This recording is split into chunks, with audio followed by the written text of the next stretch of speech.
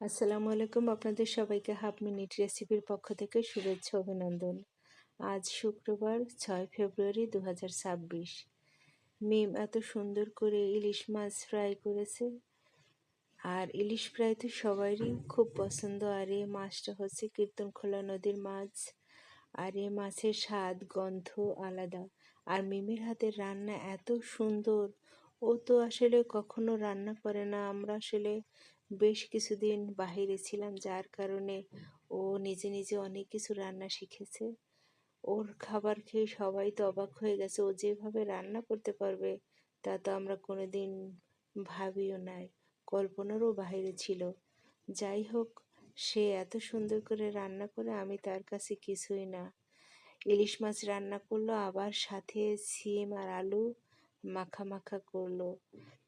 দেখতে তো এখনই আমার খেতে ইচ্ছে করে। মিম, তোমাকে অসংখ্য অসংখ্য ধন্যবাদ এত সুন্দর করে রান্না করার জন্য।